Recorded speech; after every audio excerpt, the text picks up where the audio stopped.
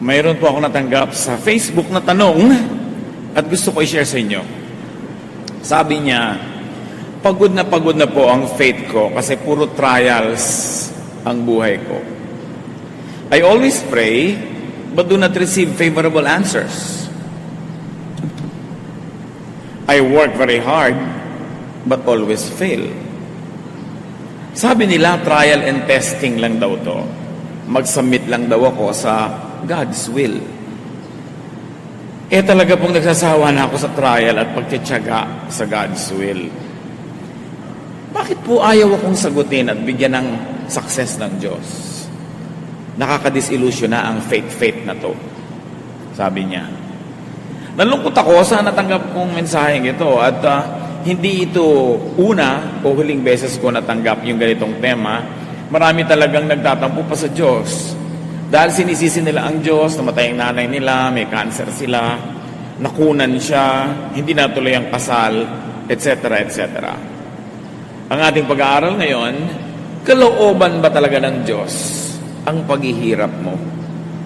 Talaga bang inassign ka ng Diyos na magdusa at kagustuhan ng Diyos ang nangyayari sa iyo ngayon? Ama, salamat dahil kayo'y kaliwanagan. At ngayon, yung liwanag na yan ang aming hinahanap. Paliwanagin yung aming isip nang maunawaan namin ang hiwaga ng mga nagaganap sa aming buhay at mailagay namin sa lugar ang aming mga expectation, maging ang aming mga reaction sa nagaganap sa paligid. Teach us. Forgive us our sins. Give us a clean slate on which you will write your truth. Forgive us our shortcomings. Punuan niyo po ang aming mga kakulangan at ngayon, bigyan niyo kami ng liwanag. Kayo ang siyang mangusap, tinig niyo lamang ang siyang manaig, at nawa, Panginoon, pagalingin niyo ang mga damdamin, ang mga karamdaman ng aming puso, at palakasin ang aming pananalig. Inaalay namin sa iyong oras na ito ang aming atensyon. Teach us, akayin niyo po kami. Sa ngalan ng iyong anak na si Jesus, nananalangin kaming umaasa na tatanggapin ang aming hinihiling. Ano po ba ang pinagmumulan ng dismaya sa God's will? Bakit maraming nawawala ng gana, nadidisillusion? Una, maling katuruan. Maling paniniwala na personal na sinasadya ng Diyos ang kaliit-liitang nangyayari sa buhay ng tao. Yung bang sabing, sinadyang gawin sa iyo ng Diyos yan. Ini-assign ka na lagi nalang mabigo sa pag-ibig. Pinag-iinitan ka ng Diyos, dinadagukan ka ng langit, dinadaganan ka ng mga anghel. Ito isang pag-aakalang bawat nagaganap sa buhay ay itinakda ng Diyos. Naka-assign po ba ako maging old maid? Talaga bang nakatalaga akong lagi na lang malugi, mabigo? Yung bang pag-aakalang bawat hindi nagaganap sa buhay mo ay ipinagkakait ng Diyos? Bakit ayaw ako ng Diyos magtagumpay? Ba't ayaw niya akong pumasa sa board? Pag inakala natin na lahat ng nangyayari ay ginagawa ng Diyos at hindi nangyayari, ipinagkakait niya, nagiging tuloy God ang dapat sisihin. Yan ang attitude ng maraming tao. Walang katwiran ang paniniwalang ito. Labag ito sa matuwid na karunungan.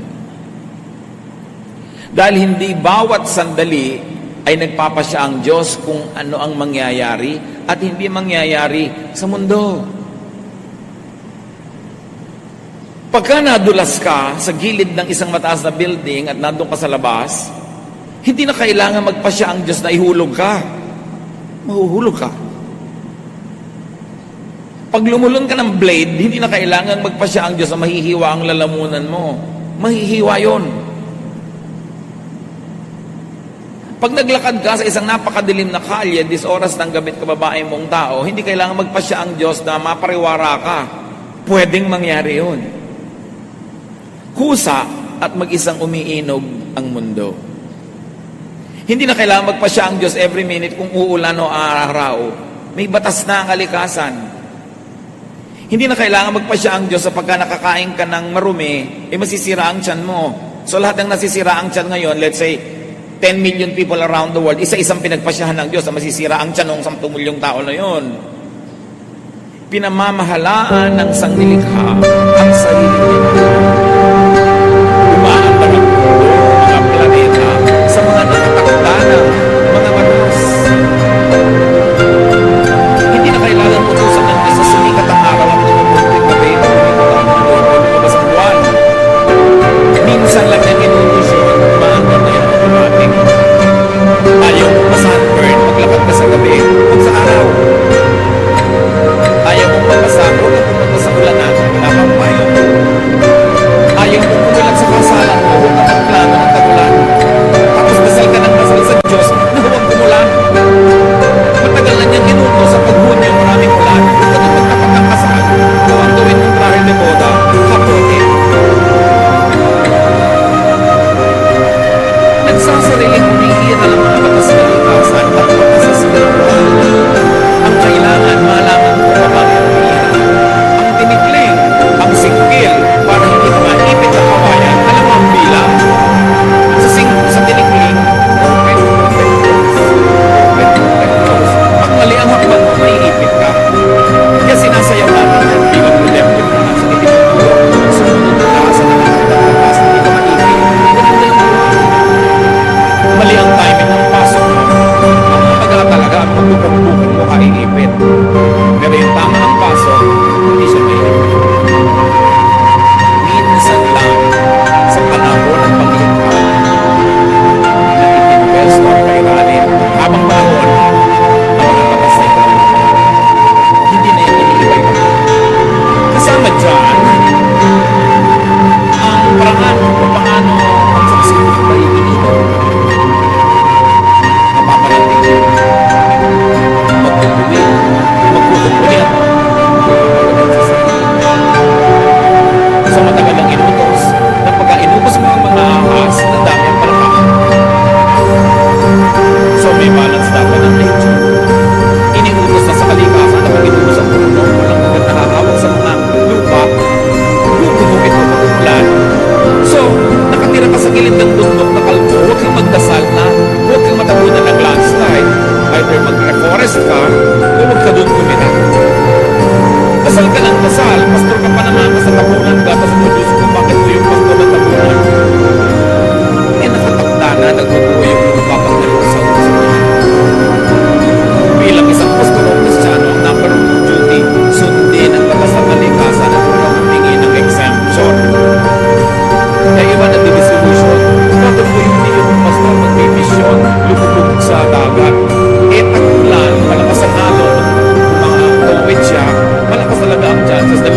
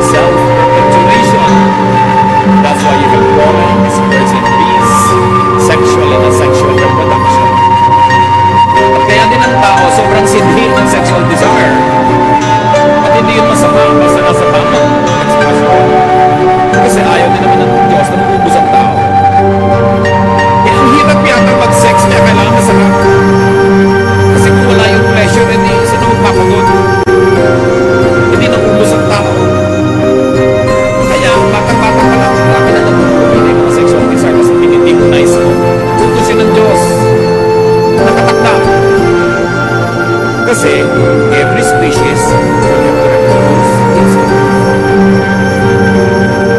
Kapigit na yung mga dako ng tara, may pagpak para lumipad, para malayo ang parating, kumalat ang lahi nila dahil hindi naman naglalakad ng puno para lumipad.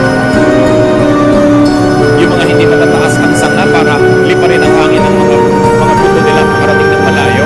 Nasa lupa lang, mga aporseko, makakapit sa mga paa natin, sa paa ng pusa, paa ng aso para mailaglag sila sa isang malayong lugar. Lahat gumagawa ng paraan. Ang buko, ang taas-taas, hindi pag nalaglag, mababasag, kaya ang kapal ng bunot. At dahil ang mga buko ay katabi ng dagat, kaya yung bunot, maraming air spaces para lumutang sa tubig. Maglalakbay ngayon, dala-dala ng alon, hindi mamuho yung buko. Kaya may baon tubig. Kasi ikaw naman, binubuksan mo, iniinom mo yung tubig niya. Kaya ang mga puno, ang mga mansanas, may makakapal na mga laman. Para paglaglag ng buto, kung wala mang makapit ang lupa agad, yung laman na yun tutulong agad, yun ang lupa na yun.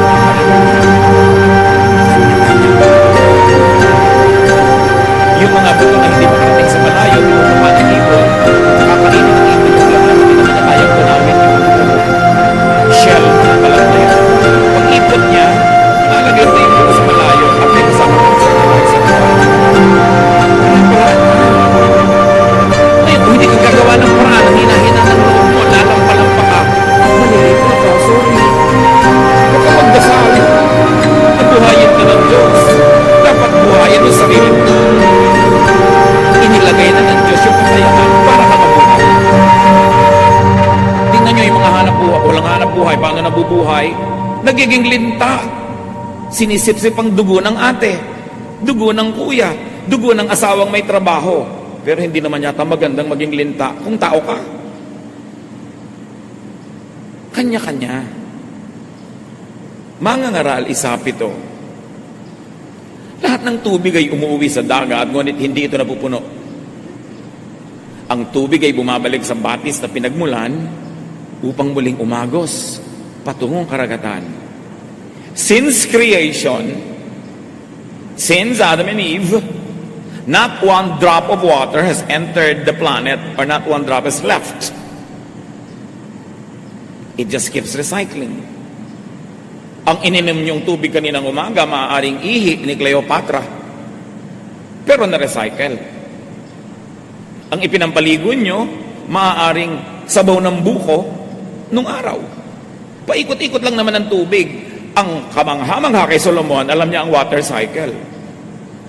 Alam niyang yung tubig na pumupunta sa dagat, nag-evaporate, umuulan, bumabalik doon sa mga bundok, nagiging batis muli, babalik na naman sa dagat, pabalik-balik lang. There is natural balance. Kailangan ang mga nilalang ay makibagay. Makiayon, hindi lumaban sa kalikasan. May water cycle, so ang buhay mo may cycles din. Na mahina ka, matulog ka, lalakas ka, pagising mo, malakas ka na naman, magtatrabaho ka, hihina ka na naman, cycles lang. Pero pag lagi kang gising, hindi ka natutulog, mamamatay ka. Kailangan may cycle. Nalolobat ka, recharge. Na-charge ka na, trabaho ka uli. Life cycles are on automatic. Ipinapahinga ang katawan, kumakain ka para may gastusin kang energy. Nananatili ang buhay ng sangnilikha sa pamamagitan ng walang patid na paikot-ikot na pagbabagong buhay ng lahat.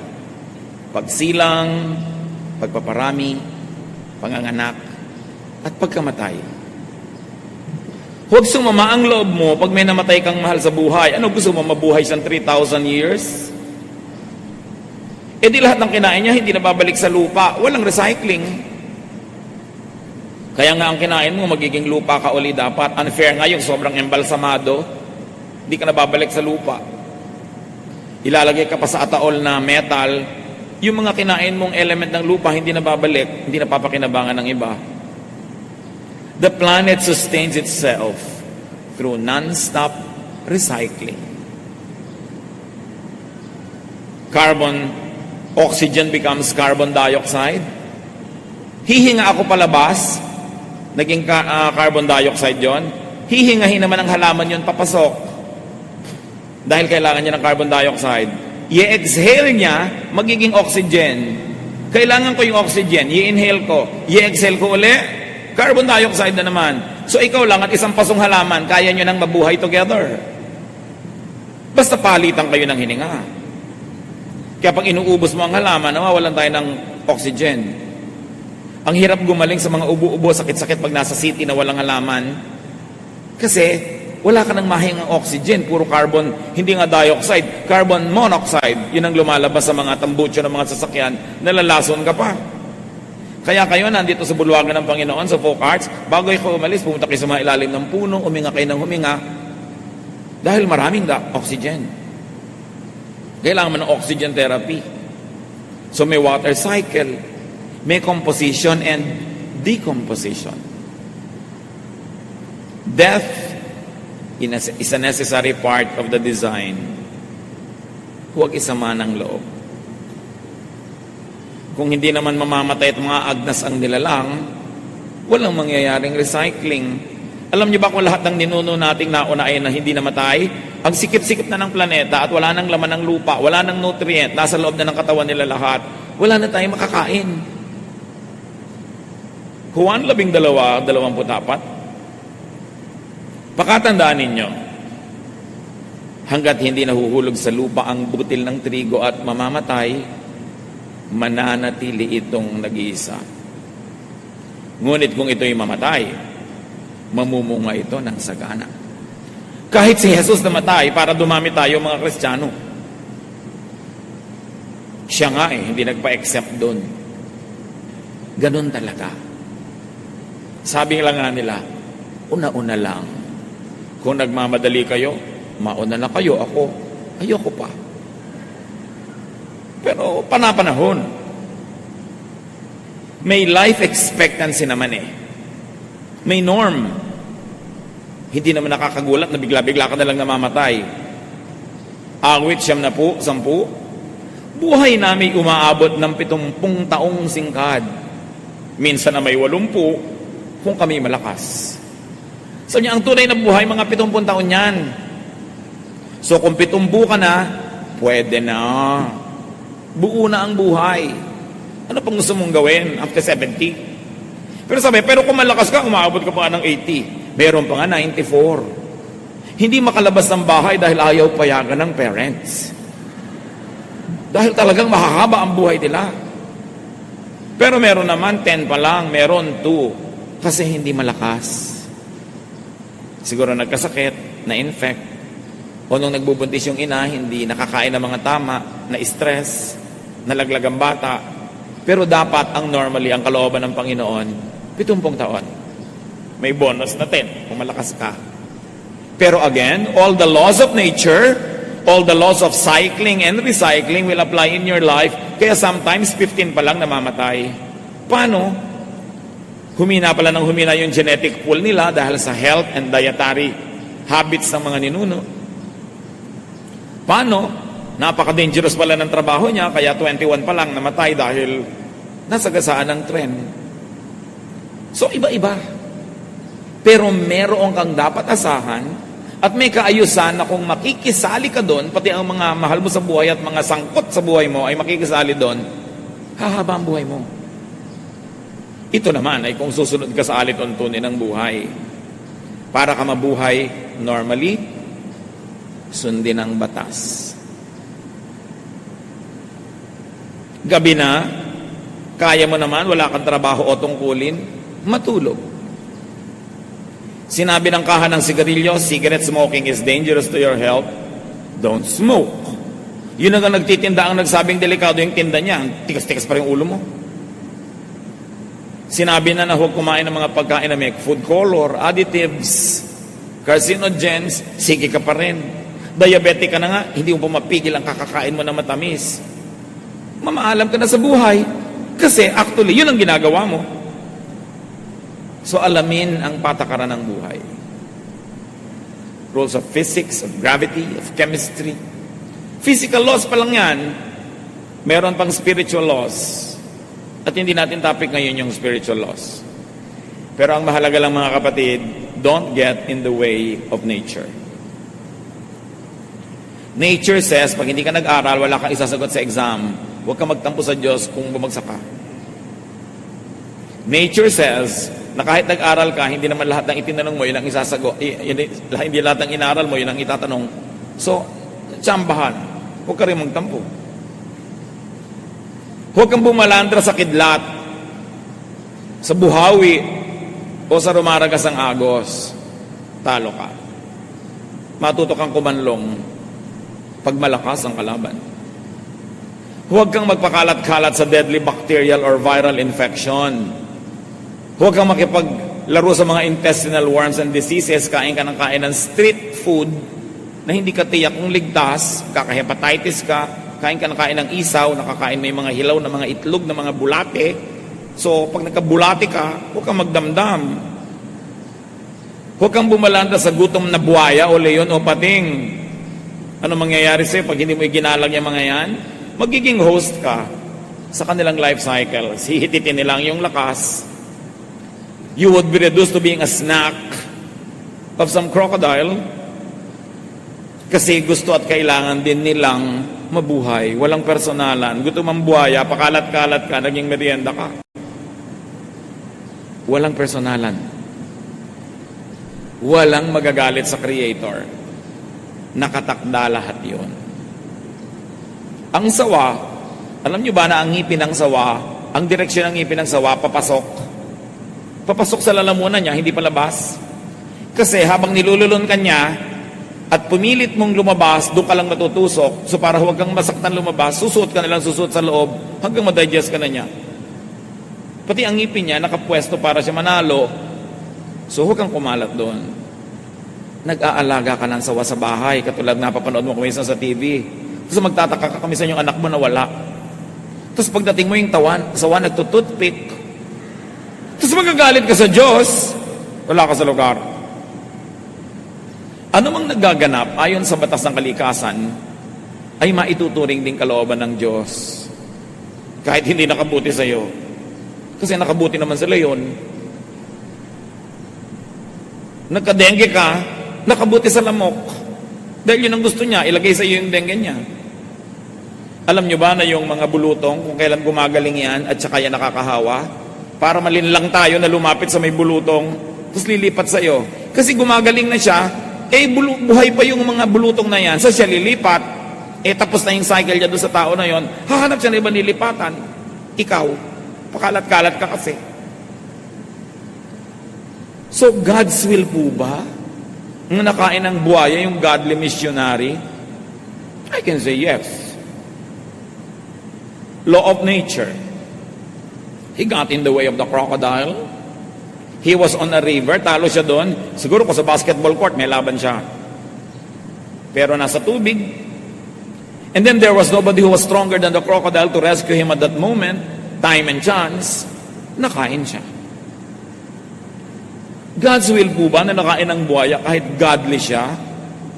Specifically, intentionally, personally, na sinabi ng Diyos, itong godly missionary na ito, itatakda kong maging almusal siya ng buhaya dun sa Palawan, sa ganong araw. Papupuntahin ko siya dun. I don't think so. But time and chance happens to all. Pinlano ba ng Diyos na ilagay ka dun para makain ka? No. Pero nagkalakip-lakip ang lahat ng law of nature, will mo, events around you, nalagay ka sa lugar na yon, nag-cruise ang landas yun ng buhayang ito, natalo ka. So, masasabing God's will, because it is permitted by all the laws created by God long ago, even before you were born. When someone drowns, God's will po ba? Katulad nun, may isang batang-bata nalunod sa swimming pool during PE class. Can you imagine that? PE class, may teacher, may mga classmates. Sa swimming pool ng school, nalunod pa si bata. So ang tanong ng magulang, God's will po ba yun? Well, ang tubig nakakalunod. So nalunod yung bata. In that way, it's God's will kasi nakakalunod ang tubig. Pero kung yung bata ay nasa gitna ng lifeguard, hindi siya malulunod. Kaya lang yung lifeguard hindi nakatingin. Ang mga classmates, hindi siya napansin.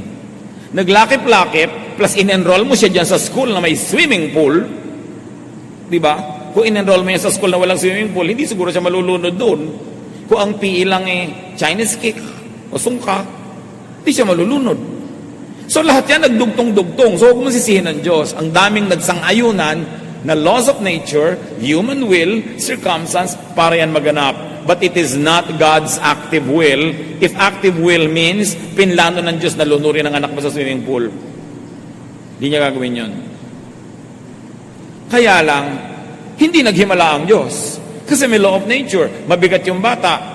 Yung buoyancy niya, hindi na kaya ng tubig. Lumubog siya, walang naging himala, nature took its course.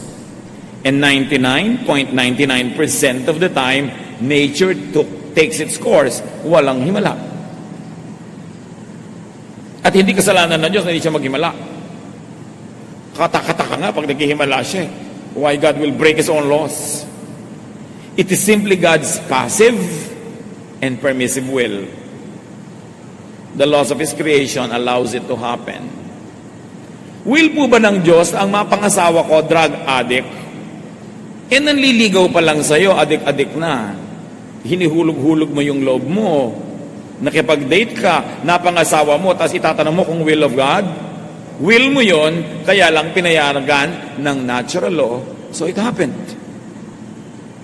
Indirectly, it is the will of God, but directly, no. God did not decide na ang mapapangasawa mo yung addict na yun. Ang laki-laki ng factor mo. Ang nagaganap ay bunga ng masalimot na talastasan ng mga batas kalikasan, sariling gawa ng tao, mga likas na kaganapan, at pag-iral ng mga batas espiritual. Nagsasama-sama yon para ang isang bagay ay maganap. Mangangaral walo-walo, kung paanong di ba pipigil ng tao ang hangin, gayon din, hindi niya mapipigil ang pagdating ng kamatayan. May mga hindi napipigil, pero merong napipigil at may nade-delay. Pero kamatayan, usually nade-delay mo yan. Kung naaalagaan mo yung sarili, nakakabili ka ng gamot, naiiwas ka sa mga further complications, may laban ka ng konti. Pero kahit nga mga pharaoh sa Egypt, mga emperor sa Roma, mga presidente ng mga bansa, namamatay eh. Hindi talaga siya naiiwasan, so tanggapin. Huwag magtampo. Bakit po kaya lagi nalang kong bigo sa pag-ibig? Bakit ako ginaganito ng Diyos? Pero pag sinuri niya ang kanyang sarili, lagi naman pala siyang naa-attract sa butangero. Lagi palang naa-attract siya sa may mga bigote, na mga ganito at ganon. Bakit po kaya ako laging nalulugi sa negosyo? Yung pala, pautang siya ng pautang, nang hindi naman niya binibigyan ng credit investigation o background yung papautangin niya. Bakit po kaya ako inaapi ng mga kamag-anak ko, lagi na lang akong hinihingan? Palabigay ka kasi, di ka tumatanggi. Merong kadyang role. God's will allows drowning to happen, but God will not cause you to drown. Factoring free will, cause and effect, gravity and other laws of physics, it is possible for you to drown, but it is also possible for you not to drown. God's will also allows drowning to be prevented. Like, nahulog ka sa tubig, marunong ka naman palang lumangoy, o di na-prevent. Humans make decisions. But the law of ignorance and mistakes, also part of creation, could take effect and lead to disaster. In fact, your disaster could be the bacteria's opportunity. Your death could be the lion's meal. Depende lang kung sinong tumitingin.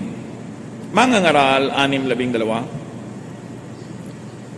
Sino ang nakaalam kung ano ang mabuti sa taong nabubuhay sa maikling panahon at pagkatapos ay mawawalang tulad ng anino? Oo nga naman. Maraming unknown. Kaya ang tao dapat hanggat maaari, damihan niya yung alam para maiwasan niya ang mas maraming pagkakamali. Tapos meron pang law of chance. Ibang tsamba-tsamba. Mga Kristiyano, takot na takot sa word. Chamba, swerte, luck, ayaw pa ng potluck, gusto, pot bless. Mga ngaral, siyam, 11 hanggang 12. Ito pa ang isang bagay na napansin ko sa mundong ito. Ang mabilis ay di siyang laging nananalo sa takbuhan. Ni ang malakas ay laging nagwawagi sa digmaan. Ang matatalino ay di laging nakakasumpong ng kanyang mga kailangan. At di lahat ng marunong ay yumayaman. Napapansin ko rin na di lahat ng may kakayanan ay nagtatagumpay. Lahat ay dinarat na ng malas. Hindi alam ng tao kung kailan ang kanyang takdang oras. Siya'y tulad ng isang nasusukloban ng lambat. Siya'y tulad ng isang isdang nasusukloban ng lambat at ibong nahuhuli sa bitag. Ang tao ay parang nahuhulog sa patibong sa biglang pagdating ng masamang pagkakataon. So niya, hindi lahat may reason, hindi lahat logical. Sabi niya, sa hinabahaba ng buhay ko at sa tinatalino kong ito, sabi ni Solomon, napansin ko na yan. Hindi lahat ng mabilis tumakbo mananalo sa karera. Hindi lahat ng marunong magkakapera. Hindi lahat ng first honor ng buong elementary niya magtatagumpay sa karir. So niya, alam nyo, tsamba-tsamba rin eh. Malas-malas, swerte-swerte. Huwag na kayo makipagtalo sa malas at swerte. Nasa Ecclesiastes talaga. Pero konti lang yon. Yung iba, kaya nalulugi sa negosyo kasi hindi niya binabantayan. Mamumuhunan, magtatayo ng negosyo, tapos laging wala, iiwan sa mga katulong. May dahilan kaya nalulugi. Meron naman, ginawa na ang lahat. Hindi pa rin sinuwerte. Yun yan, i-apply nyo na ngayon yung Ecclesiastes. May paglalagyan. Sabi, ganyan talaga eh. Kakatsampa-tsampa, nagkakatyap-tyap. Pero wala namang taong buong buhay niya, malas siya. Meron lang siya mga project na inaalap kasi hindi maganda yung mga elemento. Solomon, the wisest man that lived, observed that time and chance happens to all. Each of us, sabi niya, gets his share of some bad luck. Pag-aralang matanggap ito, huwag na magreklamo. Nakatakda ang batas ng buhay. Kahit makipagtunggali ka sa kidlat, di ka mananalo. Lalo naman kung nakikipagtalo ka pa sa Diyos, makisakay ka na lang, makiayon, at makinabang kung alam mong laruin ang mga batas ng buhay. Alam mong magbilang, magtinikling ka, di ka maiipit. Mangangaral 8:14.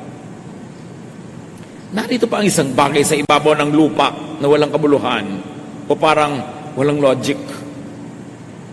Ang kaparusahan para sana sa masama ay sa mabuti nangyayari. At ang dapat namang mangyari sa mabuti ay sa masama nangyayari. Sa palagay ko, ito man ay walang kabuluhan. Sabi niya, walang sense, walang logic. But it is only a humble observation of a human being who lives only 70 or 80 years, who doesn't have the wisdom of the ages that God has. So sa hindi mo maunawa, hindi mo mabigyan ng katwiran o logic, magtiwala ka na lang sa Diyos na kahit di mo nauunawa, kahit di ka sangayon, tama siya. Pwede kang hindi sumangayon, pwede makipagtalo, kaya lang mananalo ka ba? So wag na lang. Madalas kuminsan sa tingin natin parang mali ang mga nagaganap. Pero anong mapapala mo magreklamo? Magiging bitter ka lang. Makakainisan ka lang ng mga tao na sawang-sawa na sa karereklamo mo. Lalayuan ka lang lalo ng tinatawag na swerte. Yung kaya mong baguhin, baguhin mo. Yung hindi mo kayang baguhin, pakibagayan mo. Ganun lang yun. Hindi lahat ng nangyayari ay dahil lang gusto yun ng Diyos para sa atin. Meron din tayong pansariling kalooban at pasya na madalas labag sa gusto ng Diyos. Kawikaan 16:1. Ang mga balak ng isipan ay sa tao nagmumula. Ngunit mula kay Yahweh ang sagot ng dila. Kawikaan 16, ang tao ang nagbabalak, ngunit si Yahweh ang nagpapatupad. Pero tatandaan nyo, dahil binigyan tayo ng Diyos ng free will, pansariling kalooban, meron ding effect sa nangyayari sa atin yung desisyon natin kahit at the end of the day, desisyon ng Diyos ang mananaig. Kung gusto ng Diyos na makarating ka halimbawa sa Laguna after 1 hour of travel, pero doon ka nagpunta sa Tarlac, dahil ang kalooban ng Diyos ay sa Laguna ka pupunta, malilipat at malilipat ka ng landas, magiging patungo kang Laguna. Pero kaya lang, baka 5 oras ang abutin, dahil babalik ka pa, mag-U-turn, natagalan. May effect din sa iyo yun. Kaya ang mahalaga, sa simula pa lang sumusunod ka sa kalooban ng Diyos para walang sayang na pagbalik doon sa tama dahil pumunta ka muna sa mali. Sayang oras. Parang lumiko ka sa isang maling kalsada, ang tagal-tagal na, saka mo na-realize mali ka, babalik ka, makakarating ka rin naman sa pupuntahan mo, kaya lang na-delay ka na. O naubusan ka na ng gasolina, hanggang doon ka na lang. Hindi ito ibig sabihin personal ang pagpapasya ng Diyos sa bawat nangyayari sa buhay natin. Ang tinatawag nating pagpayag ay ayon sa nakatakdang batas na kanina pa natin pinag-uusapan. Hindi kailangang magpasya ang Diyos, halimbawa, na malaglag ka dyan sa sahig kung ang inupuan mong silya ay marupok at mas mabigat ka kaysa sa kaya niya. Hindi na kailangan sabihin ng Diyos, papuhulugin ko siya, natural na mahuhulog ka. So tinitingnan mo, ito bang inuupan ko, kaya ang bigat ko? Rules automatically apply. When set rules are broken or suspended by God to effect an exemption, to accommodate a selfish prayer, to yield to someone's vanity, you have a miracle. May himala. But selfishness and vanity dito, ang ibig natin sabihin is my personal wish and momentary pleasure is more important than universal law, order, and balance. Lord, gusto ko sana na mangyari ito, pero hindi yun talaga ang nakatakda kung tutuusin all the rules of the game. Selfish. You ask God to suspend the laws of nature to accommodate your vanity. May kani-kanya rin kalooban ng ating kapwa-tao. Madalas, nagtutunggali ang mga kalooban nila at kalooban natin. Para tayo mga bola sa billiard table, nagbabangga-banggaan, balak mong pumunta doon sa lugar na yun, pero binangga ka ng ibang bola na ibang direction mo, kasama yun. Ang tinutino mo sa buhay, pero ang napangasawa mo, hindi. Nahihila ka rin niya pababa. Ang ganda-ganda ng balak mo sa buhay, pero ang magulang mo, nagpabaya, hindi ka sinuportahan, na iba, kasi nagkakaape-apektuhan tayong lahat. Part pa rin yun ng natural law. Apektado tayo ng pagsunod natin sa kalooban ng Diyos, sa kalooban natin, at apektado din tayo sa umiiral na kalooban ng kapwa natin na may kapangyarihan para tayo maapektuhan. Pero hindi natin nadadaya ang Diyos pag hindi natin siya sinusunod. Galatia 6:7, huwag ninyong akalaing madadaya ninyo ang Diyos. Kung ang ano ang itinanim ng tao, yun din ang kanyang aanihin. So gusto mong umani ng mabuti, natural law, magtanim ka ng mabuti. Ganun lang yun. Sumali ka sa chismisan, huwag kang magtaka mamaya kung bigla kang nadamay sa gulo. Sumali ka eh. So, bumalik tayo sa tanong kanina. God's will ba na ikaw ay mabigo? Masaktan? Mahirapan? No. Jeremiah 29:11, for I know the plans I have for you, declares the Lord. Plans to prosper you and not to harm you. Plans to give you hope and a future. Yun ang God's perfect will. Pero nangyayari yon kung yung will niya lagi ang nasusunod every detail of the way. His will expressed in His word. His will expressed in command. In His will expressed by natural law. Plus your will yielding to that will and the will of people who affect you. Yielding to that will. Nangyayari. Madalas yung bibigyan tayo sa along the way. Sa pagiging. God's will is everything permissible to happen within the life systems God designed, within His nature, within His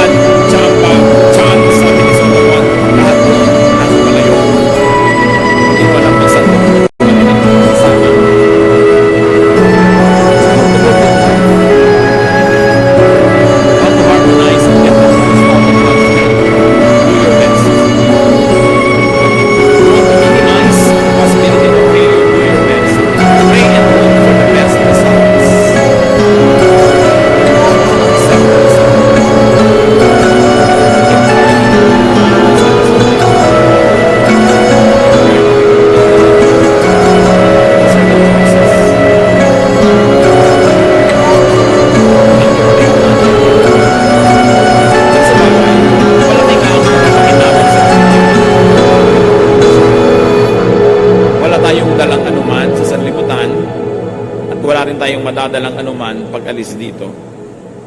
So sino man ay walang karapatang sumama ang loob sa Diyos dahil wala ka namang dala. Lahat ng ating tinatangkilik, bigay lang. Kung yung specific gusto mo, hindi nabigay, hindi sinadya ng Diyos na hindi ibigay. Reviewin yung buong mensahe. Nandun ang isa sa mga dahilan kung ba't hindi nangyari ang gusto mo. Do not charge against God or religion the frustrations of daily life. Kaya naman kuminsan sa Diyos nagtatampo o sa church nagtatampo ang mga nabibigo kasi mali din ang pangako ng iba. Sasabihin ng iba, ano pag lumapit ka sa Diyos, lahat ng gusto mo matutupad, tatahimik ang buhay mo, etc., etc., sasagana ka. Maling pangako yun. Marami tuloy na naiinis at nagtatampo.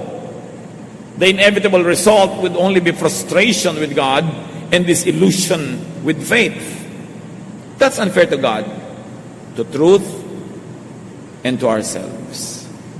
Magtatampo ka sa Diyos, it's unfair to you kasi ikaw ang loser. Religion is not a dispenser of cookies and candies. She is a teacher of obedience to divine laws. Nag-church ka, lumalapit ka sa Diyos, nagba-Bible study ka, hindi para sa mga gantimpala na inaasahan mo at magtatampo ka pag hindi mo nakamit. Lumalapit ka sa Diyos para maturuan ka kung paano magiging masunurin, hindi para humingi ng humingi ng humingi. Religion is not a dispenser of favors. True religion is a stern teacher of obedience to divine laws. Yun ang dapat hinahanap mo sa tunay na pananalig at pananampalataya. Paano ka magiging makadiyos? Hindi paano ka tatanggap nito at noon at magtatampo kang parang bata pag di mo natanggap. Do not, as some spoiled or selfish brat, or as a deserving recipient, approach the divine, but approach God as humble, obedient, supplicant, and penitent. Feeling bad about God or getting angry at God would only worsen your situation. God's will for you is this. Jeremias 29:11. Sapagkat batid kong lubos ang mga plano ko para sa inyo. Mga planong hindi ninyo ikasasama, kundi para sa inyong ikabubuti. Ito yung mga planong magdudulot sa inyo ng kinabukasang punong-puno ng pag-asa. Kung maganap na ito, kayo'y tatawag, lalapit at dadalangin sa akin at diringgin ko naman kayo. Yun ang God's will for you. God's perfect will. But God's permissive will allow you to fail if you don't play it by the rules. May pag-asa kahit sa ngayon ay parang pinagkakaisahan ka ng langit. Hindi yun totoo. Feeling mo lang yun. Awit 121, 1 hanggang 2. Dun sa mga burol ako'y napatingin, sasaklolo sa akin, saan manggagaling? Ang hangad ko'y tulong kay Yahweh magmumula sa Diyos na lumikha ng langit at lupa. Now, that is one great divine law that God helps us. Kalooban ba ng Diyos ang paghihirap mo? Yes and no. Depende kung paano mo titingnan. Pero meron kang kapangyarihan na baguhin yan dahil ang tunay na gusto ng Diyos para sa iyo ay yung mabuti. Ama sa langit, salamat sapagkat maganda ang layunin niyo para sa amin. Tulad ng mga magulang na maganda ang plano para sa mga anak, pero ang mga anak ay dapat mag-cooperate. Dapat sumunod.